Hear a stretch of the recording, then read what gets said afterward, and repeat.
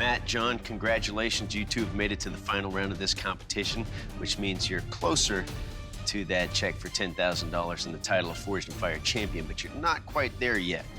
You still have to go home and recreate an iconic weapon from history. Are you ready to see what that weapon is? Sure.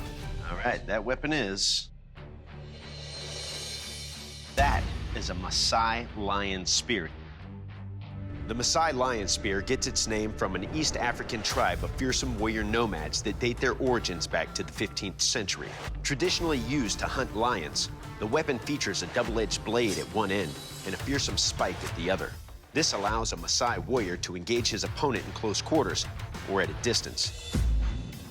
While today lion hunts have been replaced, the deadly spear lives on in popular culture and can even be spotted in the film Lara Croft, Tomb Raider, The Cradle of Life.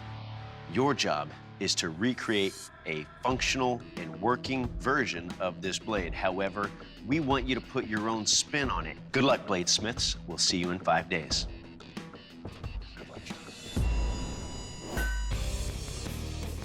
My name is John Grady Hippert. I'm from Corsicana, Texas. By trade, I'm a combination pipe welder. Each knife I make has its own personality. When I hand a customer a knife, it brings me all the joy in the world. So I'm playing with my baby girl, and I realized that I left this socket in the forge too long.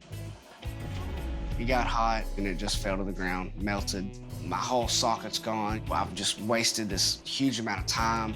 Right now, I'm just gonna forget about this whole socket deal. I'm gonna grab this rebar and start forging the spike. If this heat treat goes the way I think it's gonna go, I'm gonna be sitting very well time-wise. Turn and burn, baby, let's go. Let's move fast. If it does get a significant warp, I really don't know what to do. It looks like it's got a real sharp curve to it. It's bad. Really, I was speechless. I didn't know what to do. I might have to start a whole nother piece. I realized that let's just end it here. Let's start anew. So I light the propane forge and start over. That's some big old stuff right there now. I probably lost about a whole day on this blade portion. I am wore smooth out.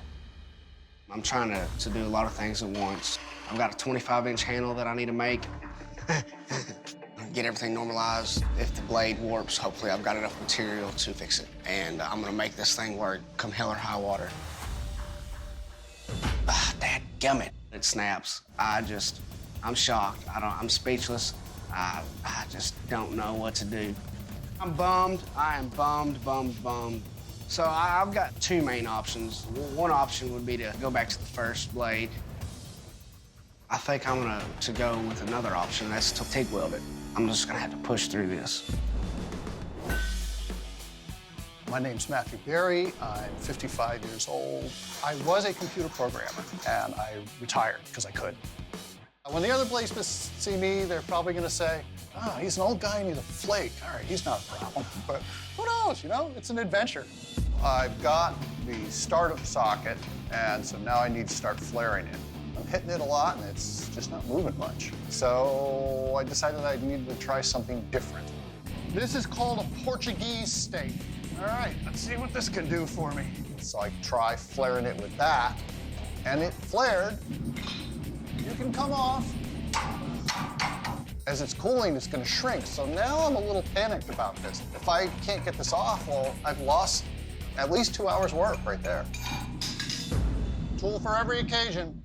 So I finished the heat treat on the slashing blade, and it came out great. So I'm gonna get to work on the handle. I'm gonna use ash for the handle. That's what they make most baseball bats out of. So if the handle's gonna break anywhere, it's gonna break right at the base of the socket where they connect. But I think it's thick enough that it's gonna hold up. I just don't see that being a problem. I test fit the spike and the blade on. My blade's crooked. I gotta do something about this. I can't send this down to the judges. Ooh, no, I know. I realized that all I have to do is rotate the spearhead 180 degrees. Hey, much better, perfect. So crisis is averted. I'm psyched. It looks like this is gonna go together and be really sweet.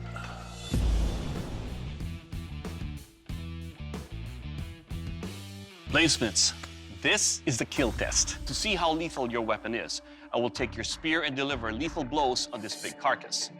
Matt, you're up first. Are you ready? Ready as I'll ever be. Let's do this. What I'm most worried about is lateral force on this spear because it's a very thin, sleek spear.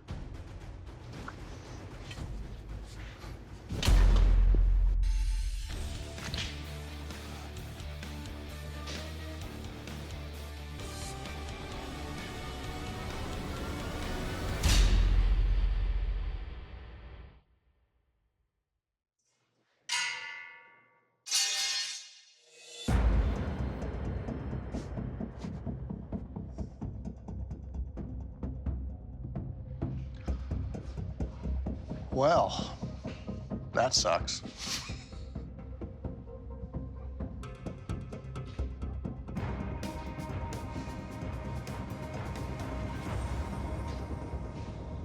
Matt, I'm not going to sugarcoat it. This is bad. Your weapon has suffered a catastrophic failure and cannot continue with testing. However, John, we can't just declare you the Forged in Fire champion. Your blade has to hold up for at least a stab and a slash on this carcass. Doug? I don't know what to say. I don't know what to think. I've never been more, nervous in my life. I'm hoping and praying that it doesn't break in the same spot.